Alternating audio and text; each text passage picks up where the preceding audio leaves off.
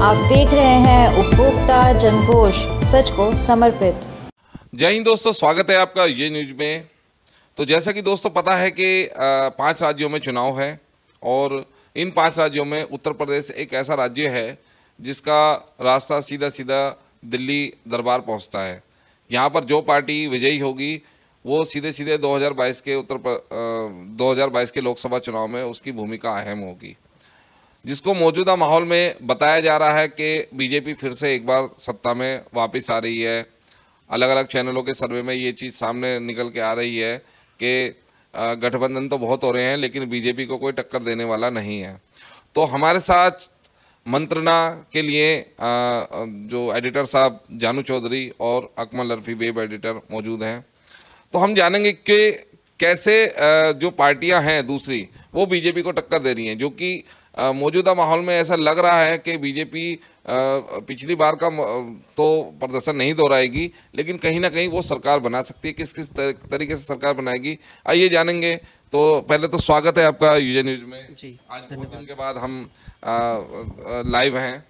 तो जानू साहब, मैं ये पूछ रहा था कि कहीं ना कहीं आपको नहीं लगता कि इस बार ऊँट उस करवट नहीं बैठता दिखाई दे रहा, जहां मतलब पिछली बार जैसे 325 सीटें जो है बीजेपी ने अपने दम पर निकाली थी, अपने सहयोगियों के दम पे, तो इस बार आपको लगता है कि 325 सीटें आ सकती हैं? नहीं, 325 सीटें आएंगी कैसे जी, आप बताइए मुझे। देखिए क्या है कि सबसे बड़ा जो मुद्दा है आज की तारीख में, आपको भी पता है कि देश में हिंदुत्व एक बहुत बड़ा मुद्दा हो गया है और 17 जितनी भी पार्टियां आज जो अदर पार्टियां खेल रही हैं, यानी चाहे मैं उसे समाजवादी पार्टी ले लूं, चाहे मैं कांग्रेस ले लूं, चाहे मैं रालोद ले लूं, चाहे बसपा ले लूं, या फिर ओवैसी साहब अभी यूपी में एंट्री कर गए हैं और उत्तराखंड में भी जा रहे हैं, वो 10 से 12 सीटों पर लड़ेंगे। तो सारी ही पार्टियां एक 19% वोट के पीछे भाग रही हैं।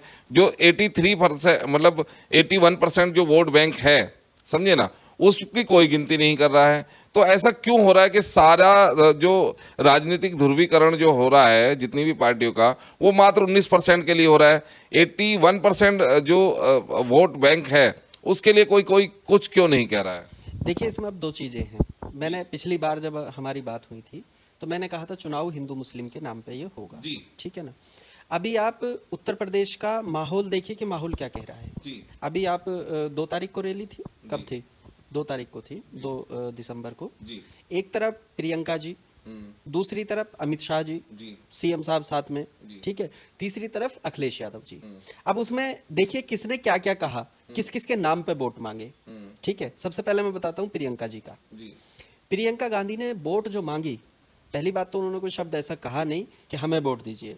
उन्होंने कहा कि काम के नाम पर, विकास के नाम पर वादे जरूर उन्होंने किए कि हाँ भाई हम ये फ्री देंगे, हम ये करेंगे, इतने % ये मिलेगा, लेकिन उन्होंने कहा विकास, ठीक है, रोजगार की बात उन्होंने कही। दूसरी तरफ अमित शाह साहब बोल रहे थे, वो क्या कह रहे थे? वो पलायन को लेकर के बोल रहे थे कि जिन लोगों ने पलायन किया है ना, वो लोग खुद पलायन हो जाएंगे यहाँ से, हमारी सरकार आई तो। ये उसको लेकर के बोल रहे थे। उन्होंने कोई शब्द रोजगार का वहां पे इस्तेमाल नहीं किया। लेकिन आज की जनता, मैं भी वहीं आऊंगा, मेरी ये बात पूरी हो जाने दीजिए।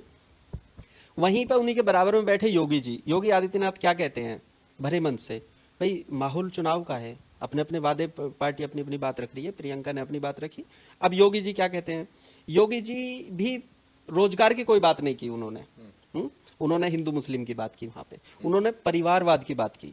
वहीं परिवार की बात खत्म होती, दूसरी तरफ से अखिलेश यादव बोलते हैं, उधर ललितपुर में थे, उसी दिन 3 रैली थी ना, तो अखिलेश यादव जी कहते हैं कि जिनके घर में जिनका परिवार ही नहीं है तो वो देश को कैसे चलाएंगे, ठीक है। 3 बातें हो गई।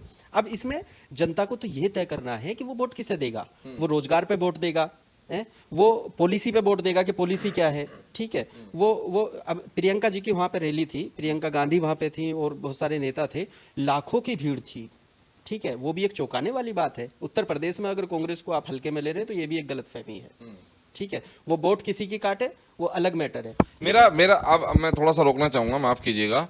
मैं एक्चुअली जो इन रैलियों के मैं पक्ष में ही नहीं हूँ। पक्ष में मैं क्यों नहीं हूँ मैं आपको बता दूं कि आपको पता है कि माहौल का हमारे देश का क्या होता जा रहा है और पूरे वर्ल्ड का क्या होता जा रहा है, पूरे विश्व का क्या होता जा रहा है कि अभी एक नया वेरिएंट कोरोना का मार्केट में आ रहा है और कुछ उसके वेरिएंट के कुछ नमूने हमारे हिंदुस्तान में भी पाए जा रहे हैं। ओमिक्रॉन नाम का एक वो आ रहा है वायरस।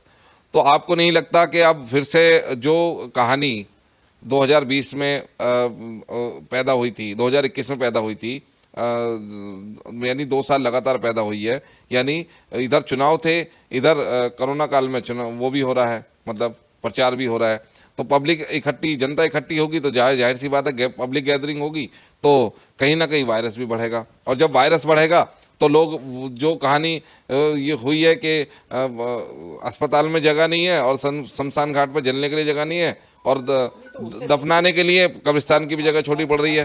तो आप ये बताइए कि पिछली बार क्या हुआ था। एक तरफ बुरा हाल था दिल्ली के अंदर, जगह नहीं थी, शमशानों में जगह नहीं थी, कब्रिस्तानों में जगह नहीं थी, हॉस्पिटलों में जगह नहीं थी। ये लोग रैली कर रहे थे बंगाल के अंदर, तो पॉलिटिकल लोगों को कोई फर्क नहीं पड़ता, ठीक है।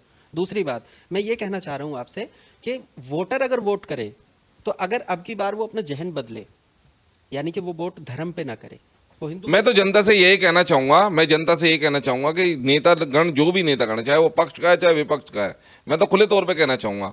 और दूसरी बात, जो रैलियां हो रही हैं, ये रैलियां हो रही हैं, मान लीजिए रैली मुरादाबाद में हो रही है, कार्यकर्ता झारखंड का जा रहा है, कार्यकर्ता लखनऊ का आ रहा है, कार्यकर्ता बनारस का आ रहा है, कार्यकर्ता राजस्थान का आ रहा है, तो मैं ये जो दूसरे क्षेत्र से जो रैलियों में लोग इकट्ठे होते हैं, मैं इसके पूरे खिलाफ हूँ। अगर आप रैली कर रहे हो और लोकल लीडर को संबोधित कर रहे हो या लोकल जनता को संबोधित कर रहे हो, तो हर रैली में लोकल जनता ही माफ़ कीजिएगा इन्वॉल्व होनी चाहिए, क्योंकि अगर जिस क्षेत्र में रैली हो रही है और वहाँ की लोकल जनता का वजूद अगर वहाँ पर दिखाई देगा तो उसी के हिसाब से हार और जीत दिखाई देती है। अब होता यह है कि रैली हो रही है, बाहर से 1 लाख पब्लिक आ गई है, तो उसमें लोकल लोग कितने हैं ये पता नहीं पड़ पाता। ये आपकी बहुत अच्छी बात है कि जहाँ नेता जाए वहाँ की लोकल जनता हो, ठीक है ना। लेकिन वो जो करोड़ों रुपया रैली में खर्च करते तैयारी करने के लिए, क्या 2-4 गाँव के लोगों को सुनाने आएंगे उसको? केवल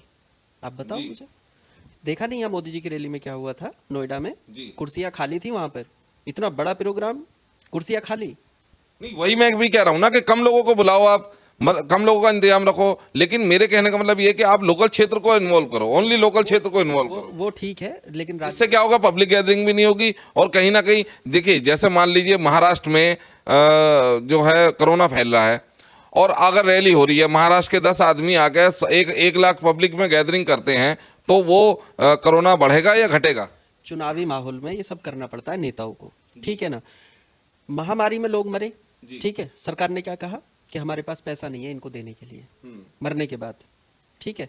लेकिन रैली में अगर खर्च करवाओगे तो वो कितना खर्च होगा, ये अगर आंकड़े देखेंगे तो आपको पता चलेगा। देखिए, मैं तो वही कहना चाहूंगा कि कहीं ना कहीं इसमें अगर देश में कोई दुर्घटना हो रही है तो उसमें अकेले नेता जिम्मेदार नहीं है, जनता भी उतनी ही जिम्मेदार है, क्योंकि जनता कहीं ना कहीं जिसको सपोर्ट कर रही है और जिसको भी सपोर्ट करी, चाहे वो पक्ष को कर रही चाहे विपक्ष को कर रही है, वो रैली में तो आती है, पब्लिक गैदरिंग तो होती है, ये तो कंफर्म है।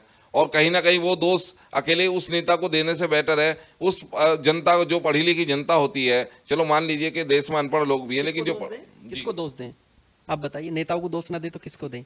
नहीं, नेता देखिए आपने देखा वो माहौल है, हमने वो माहौल देखा है आसमान साहब कि बच्चे पीठ पे बंधे हुए हैं, पैदल चल रहे हैं पटरी पे, ट्रेन आती है, सोते हुए लोगों को कुचल के चले जाते हैं। लेकिन बिहार के लोगों ने फिर भी तो अब कहां से बस निकल के आई इतनी सारी? क्या उस टाइम पे बस नहीं थी?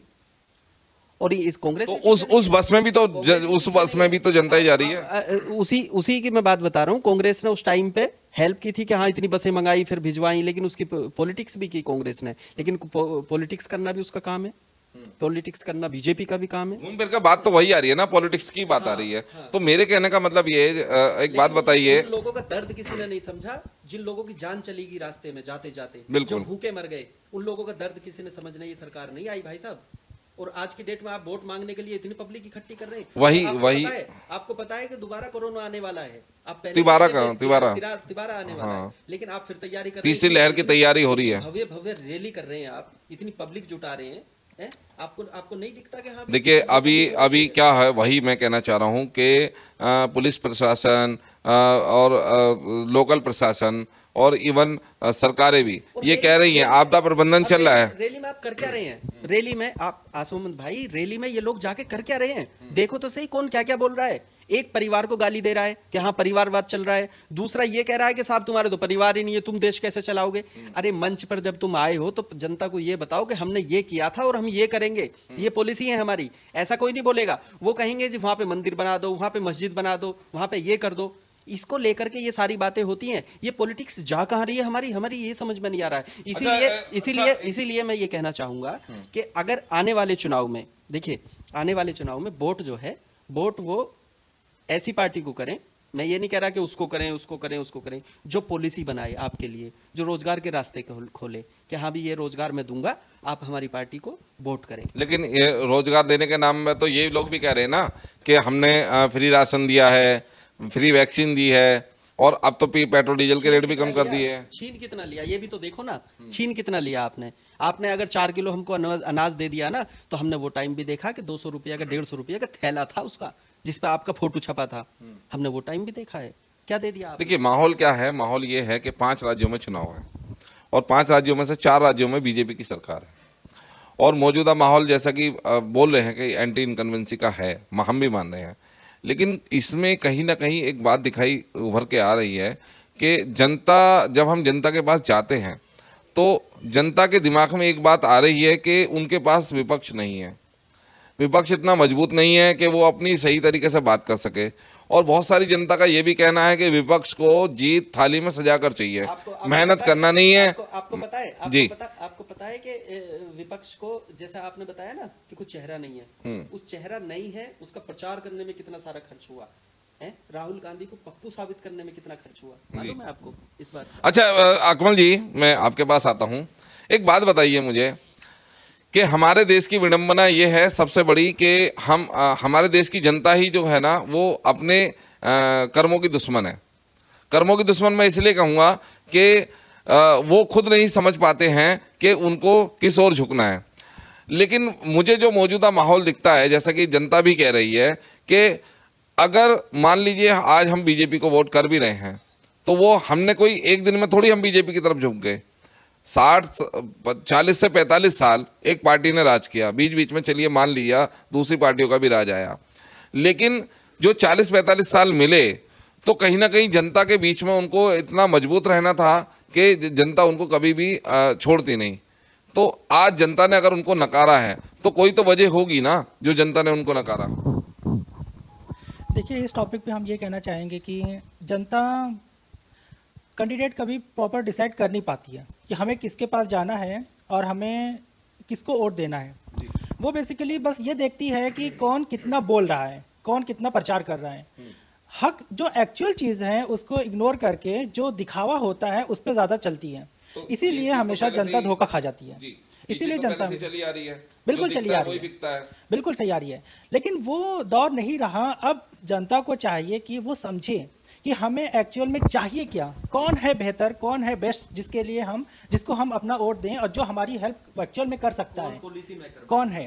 तो जनता को थोड़ा मेहनत करना पड़ेगा क्योंकि देश हमारा अब वो हालात से गुजर रहा है। तो वोट दे के मेहनत कर रही है ना, नहीं वोट दे के मेहनत कर रही है, बट वोट किसको देना है इस पे मेहनत नहीं कर रही है। वो दे तो जरूर रही है, अगर उसने देखा कि उसकी आंखों के सामने बहुत बड़े बड़े एडवर्टाइजमेंट हो रहे हैं बीजेपी के या कांग्रेस के या किसी अन्य पार्टी के, तो बस उसको दिखता है कि मेरे सामने ये दिख रहा है, इसका मतलब ये सही है। वो ये नहीं सोचती है कि ये जो दिखाया जा रहा है मुझे, इसके पीछे का राज क्या है। थोड़ा सा मेहनत करना है, इसके लिए थोड़ा सा मेहनत करना है, थोड़ा सा उसको इन्फॉर्मेशन निकालना है कि हम जिस कैंडिडेट को वोट दे रहे हैं वो कैंडिडेट कैसा है, वो कैंडिडेट किस पार्टी से है मैटर नहीं करता, वो कैंडिडेट का क्या वर्क है, कैसा उसका बैकग्राउंड रहा है, कि वो कैसा काम करके आया है, उसके पॉलिटिक्स के कैरियर कैसे रहे हैं, और अगर देखा जाए तो उस पर कोई केस वगैरह है या नहीं है। ये तमाम चीज़ें होती हैं जिसको जानना बहुत ज़रूरी होता है। एक कैंडिडेट को सही हम चुनेंगे तो पूरी सरकार ठीक हो जाएगी। बिल्कुल, तो जनता को इस टाइम इस चीज़ों पे बहुत ज़्यादा ध्यान देना चाहिए। अब वो यही गलती बार बार कर रही है और इस टाइम इतना ज़्यादा हो चुका है कि अब देश के हालात बहुत ज़्यादा बिगड़ चुके हैं। अब हर कोई यही कहता है कि अब हम क्या कर सकते हैं, मेरे घर वाले उनको दे रहे हैं तो मुझे मजबूरन देना पड़ेगा, मेरे पड़ोसी खड़े हो गए हैं अब मुझे उनको ही देना पड़ेगा। अक्सर ये भी होता है कि हम कैंडिडेट देखते हैं कौन है, अगर मेरा पड़ोसी है अरे यार चलो उनकी हेल्प करते हैं, वो क्या करेगा नहीं देखते हैं, बल्कि देखते हैं मेरा पड़ोसी है इसलिए करते हैं। तो जनता को थोड़ा समझना पड़ेगा कि पड़ोसी हो या कोई भी हो, मैटर ये नहीं है, भाई ये समझना है कि वो कैसा है, वो अगर बेस्ट है तो हम उसको देंगे चाहे वो किसी भी पार्टी से हो। तो इसमें मुझे एक बात बताइए, जैसे कि आपने कहा, बहुत बढ़िया कहा और बहुत अच्छे तरीके से कहा। मैं ये कह रहा हूँ कि ये चीज़ जो आज सबसे ज़्यादा जो जता रही है, जो समझा रही है, वो मेरे हिसाब से वो बीजेपी है। क्यों है बीजेपी? उसके पीछे भी कई कारण हैं। देखिए, जैसे कि मैं आपको बता दूं, आज जो भी मतलब देश में घटनाएं हो रही हैं या देश की जो भी घटना है, अगर मतलब समझ लीजिए, मुझे आज एग्जांपल दे रहा हूं, मुझे दिल्ली जाना है, तो दिल्ली जाने के लिए मुझे क्या, या तो मुझे मेरा पर्सनल वाहन लेना पड़ेगा या मुझे एक कोई रेंटेड बस लेनी पड़ेगी, ठीक है। तो मेरा एक टारगेट है, मुझे दिल्ली जाना है। अब अगर मैं दिल्ली जाने के लिए मैं पैदल निकल जाऊं, अगर मैं पैदल निकल जाऊं तो वो माइंड तो मेरा ही है, वो माइंड तो मेरा ही है। यानी जिस काम को मैं जल्दी निपटा सकता हूं उसको मैं खुद देर करना चाह रहा हूं, ठीक है।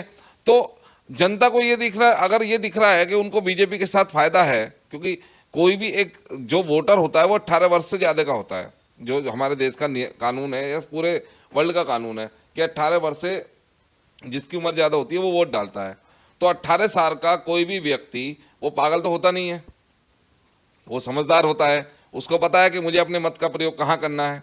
तो अगर वो अपने मत का प्रयोग करके अगर बीजेपी को जिता रहा है और ज़्यादा से ज़्यादा जिता रहा है, तो इसमें बीजेपी की क्या गलती है? गलती तो उस वोटर की है ना, जो अपनी वोट का सही इस्तेमाल नहीं कर रहा।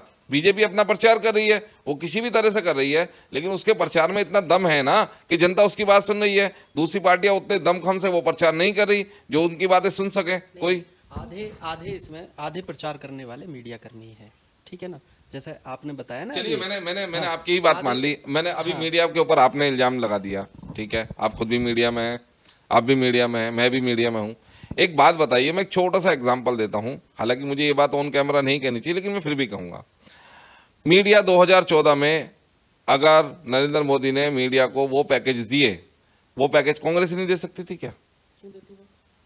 क्यों नहीं देती वो? क्यों देती? एक आदमी जो स्वयंभू पत्रकारिता कर रहा है, मान लीजिए स्वयंभू पत्रकारिता कर रहा है, अगर आपके पास उसके संस्थान के लिए पैकेज नहीं है, अगर वो पैकेज बीजेपी दे रही है, तो इसमें बुराई क्या है? देखिए सुनिए हमारी बात। हर आदमी कमाने के लिए ही तो मार्केट में कुछ बिजनेस भी, छोटा बिजनेस कर रहा है, बड़ा बिजनेस कर रहा है, कुछ भी कर रहा है, माफ कीजिएगा, कुछ भी बिजनेस कर रहा है छोटा मोटा, तो वो पैसा लगा के एक संस्थान को चला रहा है। तो अगर उसको कहीं से पैकेज मिल रहा है तो वो पैकेज उसके लिए कितनी संपत्ति बनाएंगे आप, ये बताइए।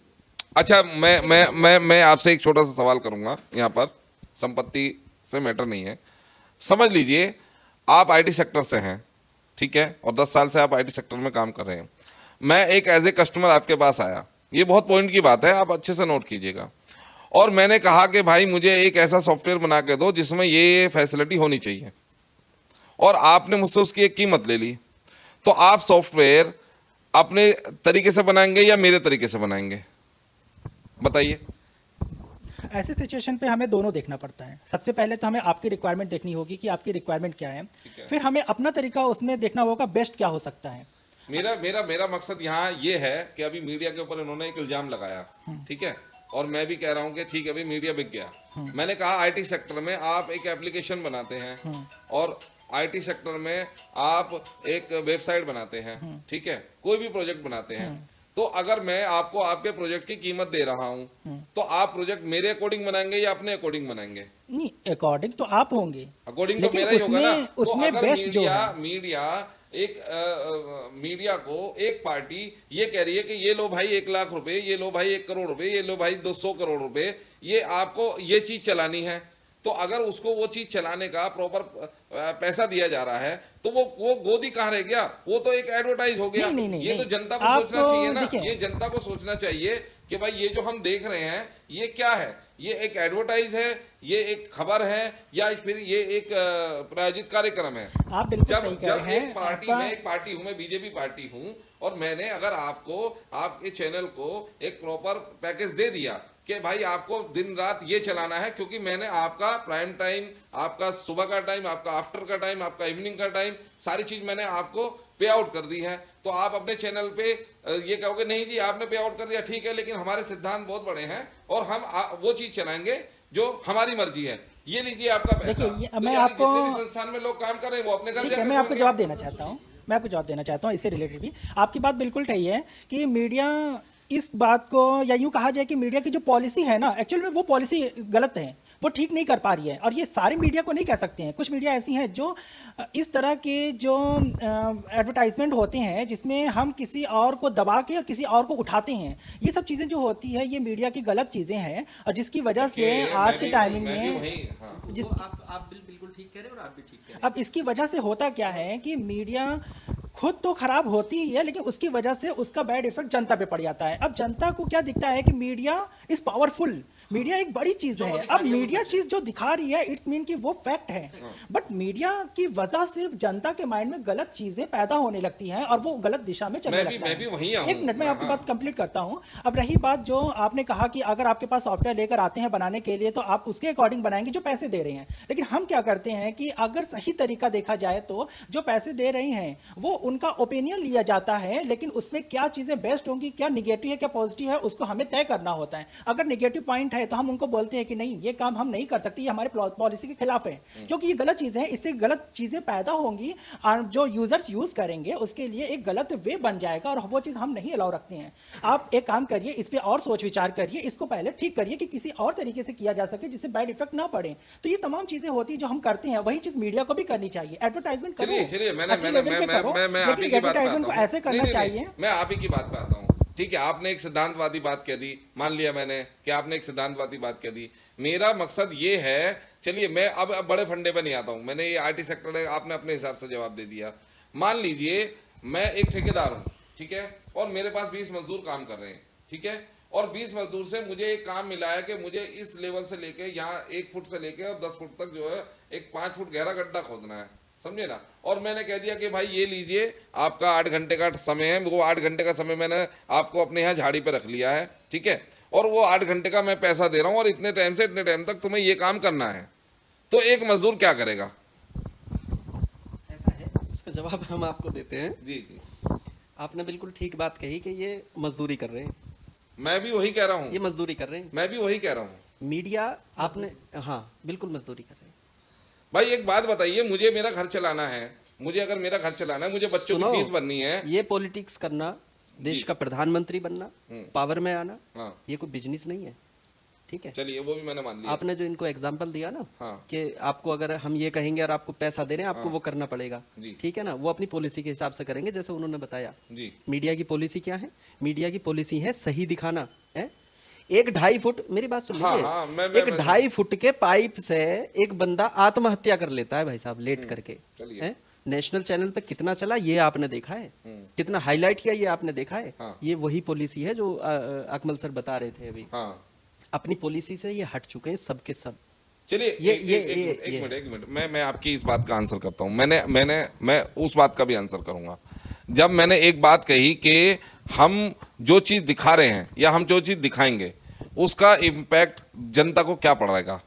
समझ लीजिए एक आदमी ने 100 करोड़ रुपए लगा के एक मूवी बनाई, ठीक है, मूवी में कोई ऐसा संदेश है जो जनता के फेवर में और कोई ऐसा संदेश है जो जनता के फेवर में नहीं है, समझे ना, बहुत पॉइंट की बात कह रहा हूं मैं। तो जनता उस पर ऑब्जेक्शन उठाना शुरू कर देती है, उस मूवी के मतलब टिकट फाड़ के फेंक देती है, या टिकट मतलब वो जनता को वहां नहीं जाने देती है, उसके आगे पूरा मतलब झुंड का झुंड आ जाता है, यानी उस फिल्म को चलने नहीं देते हैं।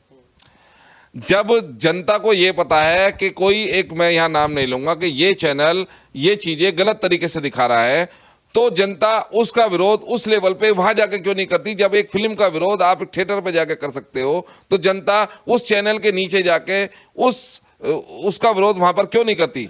क्योंकि नहीं, मैंने आज तक किसी भी चैनल के बाहर, मैंने आज तक किसी भी चैनल के बाहर नहीं, आप बिल्कुल, चलिए मैंने मान लिया, लेकिन बहिष्कार किया, लेकिन फिर भी राकेश टिकैत आए दिन आज तक में भी जाते हैं, अभी भी जाते हैं, मैं उनको अलग अलग चैनलों पर मैं जाता हुआ देखता हूं, वो उनको खूब उनकी वहां पर बेइज्जती भी होती है, लेकिन नहीं, मीडिया का बहिष्कार ये नहीं है कि अगर आप मीडिया का बहिष्कार कर रहे हैं तो आप किसी भी डिबेट में वहां पर ना बैठें, लेकिन आप मीडिया के डिबेट में अगर जाके बैठ रहे हैं तो आप बहिष्कार नहीं कर रहे हैं।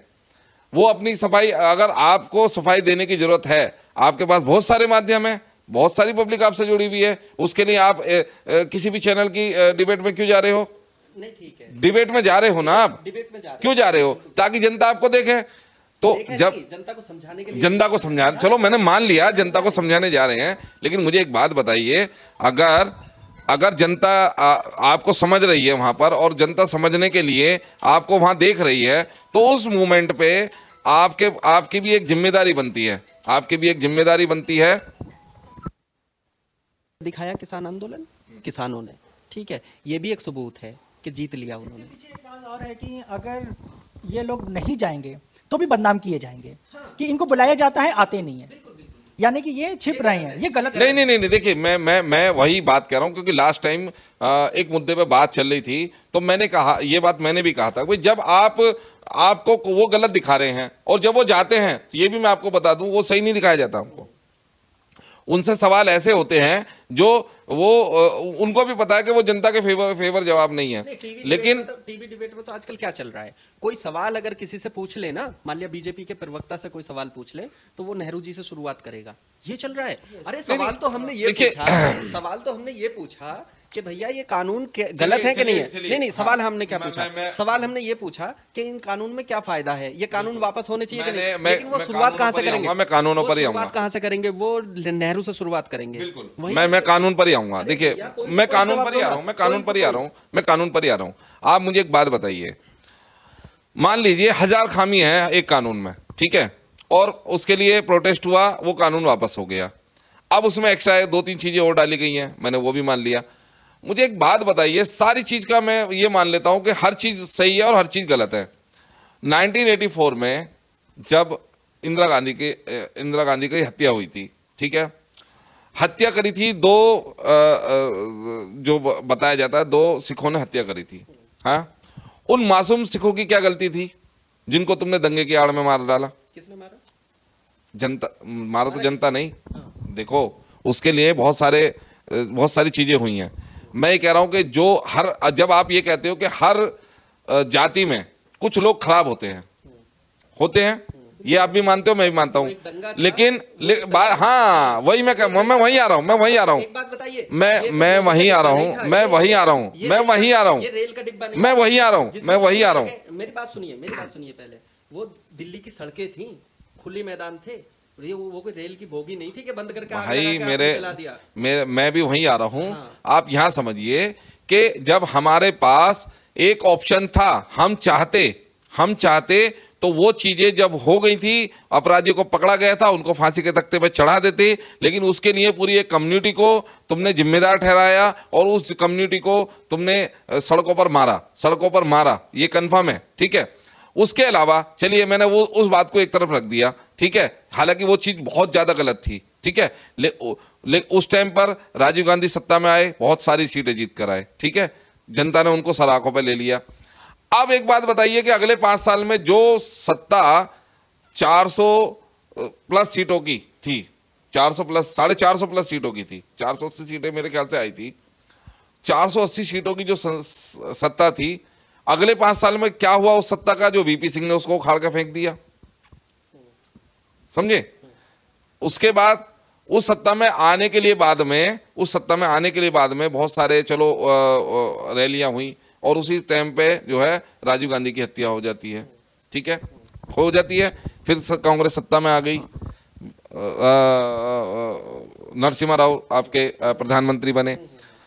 अब उसके बाद जो है फिर एक नया चेहरा बीजेपी में उभर के आए, अटल बिहारी वाजपेयी जी। उन्होंने मतलब जनता ने उनको पसंद किया।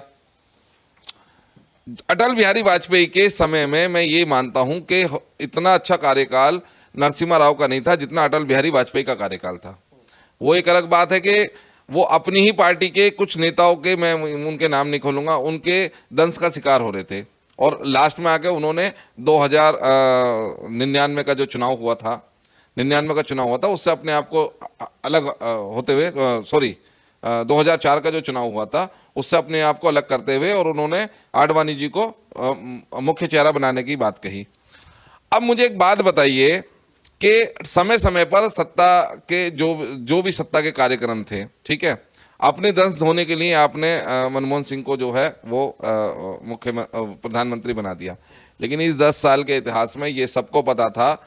हालांकि मनमोहन सिंह बहुत अच्छे जो थे वो फाइनेंसर मिनिस्टर रह चुके थे, और फाइनेंस के चलते जीडीपी बहुत अच्छी गई थी, वो उनकी अपनी सोच थी। लेकिन ये सबको पता था, पूरे देश को पता था कि मनमोहन सिंह एक कठपुतली प्राइम मिनिस्टर है। कहीं ना कहीं कोई भी किसी भी मतलब योजना में या किसी कोई फैसले में उनके अपने लॉजिक कम होते थे और उनके ऊपर वालों के लॉजिक ज़्यादा रहते थे, जिसको लेके लास्ट मोमेंट पे यहाँ तक के डिसीजन हुआ था कि 2014 के चुनाव से पहले 2012 में मनमोहन सिंह अपना पद छोड़ना चाहते थे, लेकिन किन्हीं कारणोंवश सोनिया गांधी ने उनको पद नहीं छोड़ने दिया। उन्होंने कहा कि ऐसे माहौल में राहुल गांधी सत्ता नहीं संभाल सकेंगे, तो आप ही लगो कंटिन्यू। अगर आज देश उनको पप्पू कह रही है, राहुल गांधी को, तो आपको लगता नहीं उनकी अपनी भी तो गलती थी? वो अपनी गलती, अगर मान लो वो 2 साल आप राहुल गांधी अगर वो 2 साल अगर आगे बढ़ के एक कप्तान वाली भूमिका निभाते, समझे ना, बहुत सारे मैं क्रिकेट मैच देखता हूं कि बीच में अगर एक खिलाड़ी इंजर्ड हो जाता है तो एक एक्स्ट्रा खिलाड़ी को कप्तान बना के टीम की कमान सौंपी जाती है। तो क्या राहुल गांधी को 2012 में कमान नहीं करनी थी पार्टी की? अगर वो 2012 में कमान करते तो उनके पास एक प्रधानमंत्री लेवल का अनुभव होता, और आज कहीं ना कहीं वो अगर अपनी बात कहा करते तो वो प्रधानमंत्री की झलक उनमें दिखती। लेकिन आज झलक क्यों नहीं दिखती है? क्योंकि उस समय पे तुमने अपने निजी स्वार्थ के लिए उस गद्दी पर नहीं बैठे, क्योंकि तुम उसको हैंडल नहीं कर सकते थे। तो जब तुम सत्ता में रहते हुए उस चीज को हैंडल नहीं कर सकते थे, तो आज जनता तुम पे किस हिसाब से भरोसा करे कि तुम उसको? नुकसान किसका हुआ? तो वही तो मैं कहना चाह रहा हूँ ना, मैं भी तो वही पूछ रहा हूँ आपसे। कांग्रेस का नुकसान, राहुल गांधी प्रधानमंत्री नहीं बने, किसका नुकसान हुआ? कांग्रेस का नुकसान हुआ, राहुल गांधी का नुकसान हुआ, जनता का इसमें कोई नुकसान नहीं हुआ। अब मुझे बताओ जनता, अरे वही तो मैं भी कहना चाह रहा हूँ ना, जो बार बार ये कहते हैं ना कि इतने दिन से सरकार थी, पहले से सरकार कांग्रेस की चली आ रही थी, ठीक है, मुझे बता दो, अब तो इतने दिन हो गए सरकार के, 4 काम बता दो आप। देखिए, नहीं, आप पूछना किसी से, आपने आप किसी मैं यहाँ भी आ जाता हूँ, मैं यहाँ भी आता हूँ। मेरी बात सुनिए, आप किसी नेता से पूछिए कि 70 साल या 60 साल या 50 साल, ठीक है, अटल बिहारी वाजपेयी ने क्या कहा था कि सरकार के किए हुए कामों को नकारा नहीं जा सकता।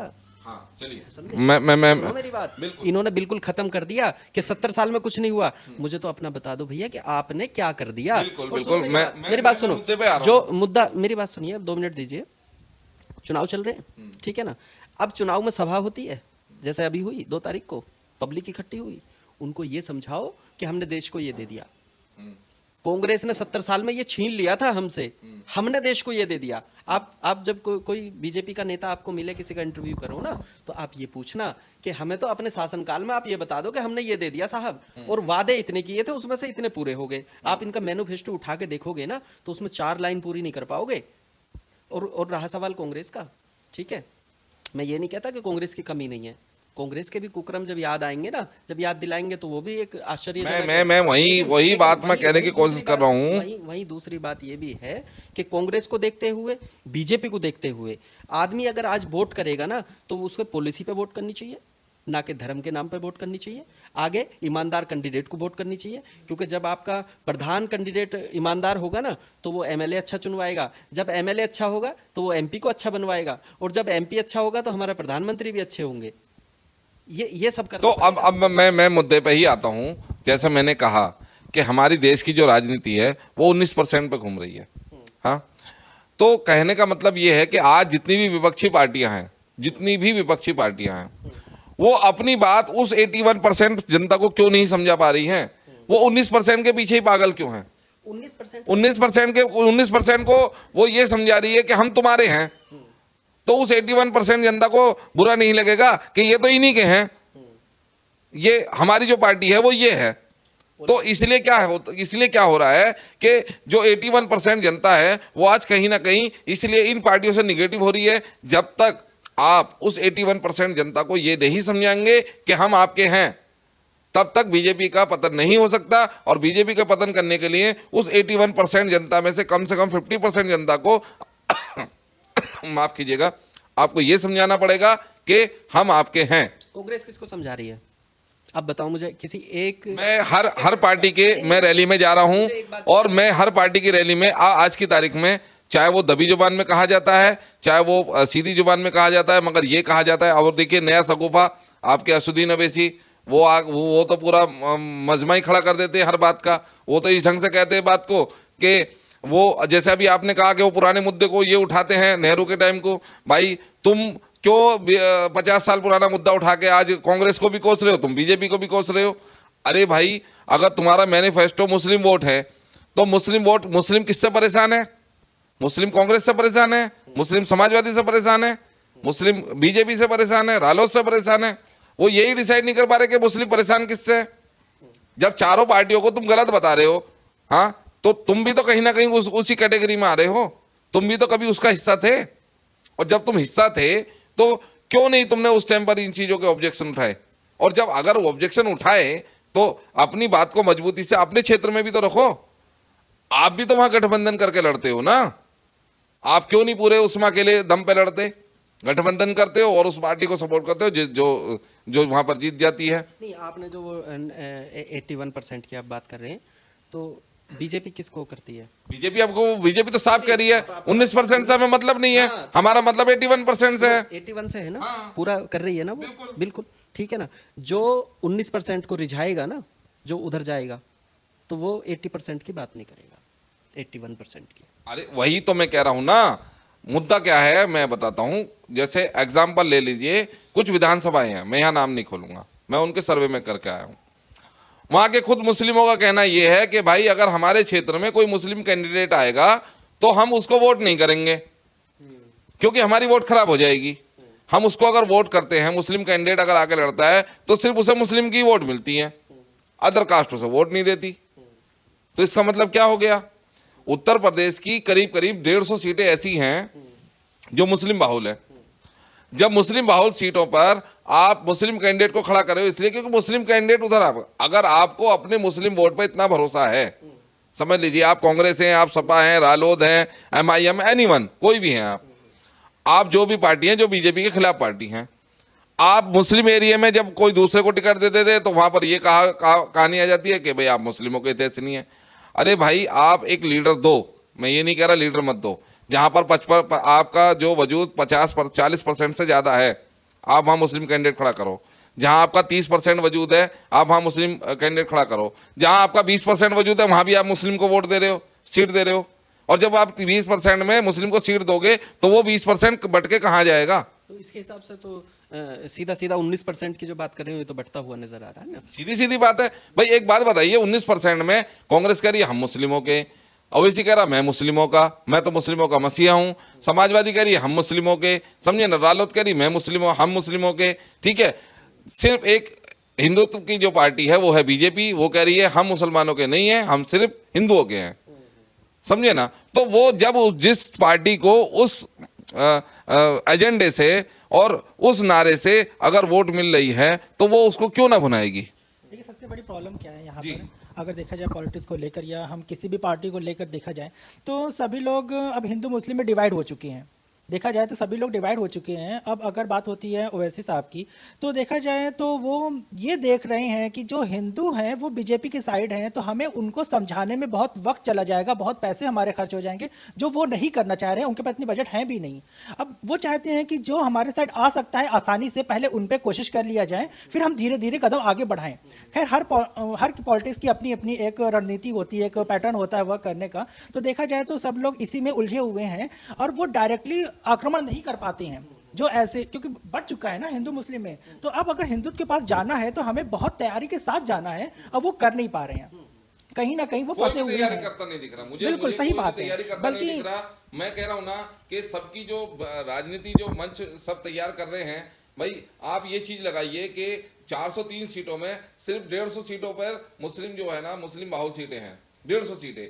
अब उन 150 में से भी 10% 15% जो है वो बीजेपी छांट लेती है, समझे ना। तो जो 200 प्लस सीटें जो जहां पर मुस्लिम बाहुल नहीं है, अगर तुम उनको कंट्रोल नहीं कर पा रहे हो तो जो 150 है वो उन पर मेहनत कर रहे हो।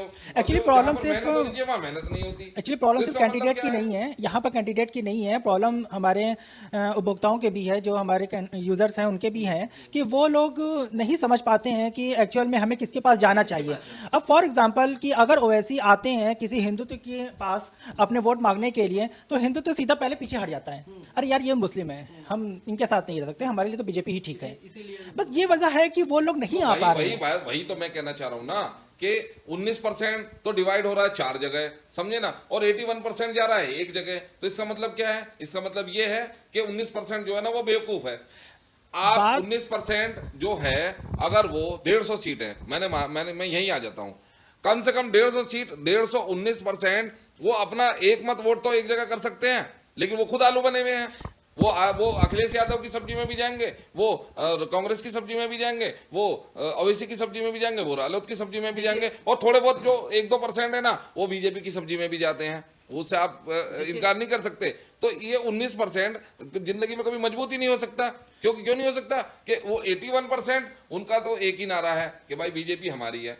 ये 19% कह रहे हैं कांग्रेस हमारी है, बीजेपी हमारी है, रालोद हमारी है, समाजवादी हमारी है, और असदुद्दीन अवैसी साहब तो हमारे अवतार हैं। तो जब 19% यही नहीं डिसाइड कर पा रहा कि उनको सोना किस करवट है, तो वो कैसे डिसाइड कर सकते हैं कि भारत देश में वो अपने आप को सर्वाइव करेंगे? तो सर्वाइव तो कर रहे हो, तुम अच्छे से कर रहे हो भाई। उनको जब बीजेपी को ये दिख रहा है कि भाई हमें इस नाम पर जो है वोट मिल रहे हैं, तो वो उसको क्यों नहीं भुनाएगी? वो उसको भुनाएगी, बार बार भुनाएगी। अगर मैं बीजेपी की जगह हूं तो मैं भी यही करूंगा कि भाई जिस मुद्दे पे मुझे वोट मिले, मैं उस मुद्दे को क्यों छोड़ू, मैं उस मुद्दे को इग्नोर क्यों करूं? वो इसीलिए इग्नोर नहीं कर रहे ना, उनको पता है कि ये आज हमारे देश की जनता वो इस मुद्दे को अहम मान चुकी है और इस मुद्दे पर हमें वोट देगी। तो इसलिए हम इसी मुद्दे पर वोट लेंगे और इसी मुद्दे पर वोट मांगते रहेंगे। हम देखिए, दोनों की गलती है यहाँ पर, जनता की भी गलती है और हमारे कैंडिडेट की भी गलती है। हम ये नहीं कह रहे हैं कि जनता ही सिर्फ बेवकूफ है। जनता को विकास नहीं चाहिए, जनता को चाहिए कि हमारा हिंदुत्व मुद्दा जो है वो डाउन नहीं होना चाहिए। अगर वो डाउन होगा तो हमारा कौमी पक्ष जो है वो पीछे चला जाएगा। तो यहाँ पर मुद्दा ये है कि बीजेपी आज जो हिट हो रही है वो अपने हिंदुत्व के मुद्दे पर हो रही है, और कहीं ना कहीं देश की जनता उसका समर्थन कर रही है। देखिए, जनता ने ये गलती किया था, मैं मानता हूं कि हिंदुत्व ने ये गलती सबसे बड़ी किए थे कि वो इनको ये लगता था कि Hindutva is the best in India. But right now देखा जाए तो अभी जनता को भी समझ में आने लगी है, हिंदू जनता को भी समझ में आने लगा है। मैं लिख के दे रहा हूं, नहीं समझ में आ रहा, आने लगा है। क्यों नहीं आ रहा है? मान लीजिए, मैंने एक बात और मैं आप ही की बात बड़ी करूंगा, उस 81% में से ना सिर्फ 20% जनता है ना वो अदर का मतलब कट रही है बस, बाकी 61% जनता आज भी उस पक्ष में है, उस पक्ष को सपोर्ट कर रही है। जब आप जाएंगे ना जनता के बीच में, जब जाएंगे, जब पता चलेगा ना नौकरी किस किस की गई है, जब पता चलेगा कि नुकसान सबसे बड़ा किसका। चलिए 2022 मेरी बात, जितने भी दुकानदार बैठे हैं ना, जो होलसेलर हैं, ठीक है, वो हिंदू भाई हैं हमारे, उनको कितना बड़ा नुकसान है वो वही जानते हैं। दूसरी बात, अगर चुनाव में आपने कहा ना कि हिंदुत्व के नाम पर ही वोट जाएंगे, बिल्कुल दीजिए, कौन मना कर रहा है, आप दो। लेकिन जब जरूरत पड़ेगी ना विकास की, जब जरूरत पड़ेगी ना कारोबार की, फिर उसके लिए वोट करनी पड़ेगी। तो मेरा कहना तब तो टाइम निकल जाएगा ना। अभी तो मुझे लग रहा है कि 2024 भी मोदी का है। सर मुझे नहीं आ रहा समझ, 2024 भी प्रधानमंत्री नरेंद्र मोदी बनेंगे। कैसे आप अभी डिसाइड नहीं कर सकते हैं, ठीक है ना भाई। पिछला चुनाव ऐसे हो गया हिंदुत्व के मुद्दे पर, ठीक है ना, 2 चुनाव हो गए। अब हम तो ये कहेंगे कि आप हिंदुत्व के नाम पर वोट ना दें, कट्टरपंथी की वोट पे बात ना करें। आप चुनाव जो है विकास पे करना चाहिए। चलिए, मैं ना आपकी बात, अब यहाँ पे एक बहुत बड़ी बात आपने कही है, मैंने मान लिया कि जातिवाद के मुद्दे पे अगर देश का और बड़ा नुकसान हो गया, नहीं आपसे नहीं, देश का अगर बहुत बड़ा नुकसान हो गया ना, तो आगे आकर के फिर पॉलिसी पे चुनाव होगा, पॉलिसी पे ही वोट करनी पड़ेगी। देखिए मेरी बात सुनिए, मैं आपकी ही बात बड़ी करूंगा। इस वक्त मान लिया कि प्रियंका गांधी उत्तर प्रदेश में मेहनत कर रही है, अखिलेश यादव और जो है आपका रालोद भी मेहनत कर रही है। मेरा मुद्दा एक ये है कि ये इतनी मेहनत के बाद भी आज पश्चिम यूपी में इतनी परेशानी होने के बाद भी मैं देखता हूँ नोएडा सीट, मैंने सर्वे किया, नोएडा सीट पे आज भी ये अपनी पकड़ मजबूत नहीं बना पाए, गाजियाबाद सीट पे अपनी पकड़ मजबूत नहीं बना पाए, साहिबाबाद सीट पे अपनी मजबूत नहीं बना पाए। मैं पर्सनली जा रहा हूं, मैं पब्लिक से मिल रहा हूं, मैं पब्लिक से मिलता हूं। जनता कह रही है, जनता ये कह रही है कि भाई माहौल चाहे कोई भी हो, लेकिन इनका विकल्प नहीं है। आपने ये कह के कि विकल्प नहीं है, आपने ये कह के 70 साल कुछ नहीं हुआ, इतना प्रचार किया ना आपने यहाँ डिबेट में बैठ करके, इसका कोई तोड़ नहीं है जो आपने प्रचार किया है। आप जो पहले डिसाइड कर देते हैं ना कि प्रियंका गांधी मेहनत कर रही है, अखिलेश यादव मेहनत कर रहे हैं, अरे जब रिजल्ट आएगा तभी तो पता चलेगा। मैं ये कह रहा हूँ बड़े नेता मेहनत कर रहे हैं, जमीनी स्तर के नेता कहीं ना कहीं अभी डाउन चल रहे हैं। जब तक वो मेहनत नहीं करेंगे, जब तक भाई मेरे क्षेत्र का एक नेता है और उस नेता के पास आज, मैं समझिए बात को, ये बहुत पॉइंट की बात है, मैं आज अदर पार्टी के किसी नेता के पास जा रहा हूं, वो एकदम सुनवाई नहीं कर रहा है, लेकिन वहीं मैं अगर बीजेपी के नेता के पास जा रहा हूं तो वो थोड़ी या ज़्यादा सुनवाई कर रहा है। भले मैंने मान लिया कि बीजेपी सत्ता में है, लेकिन अगर किसी को अपनी ज़मीन बनानी है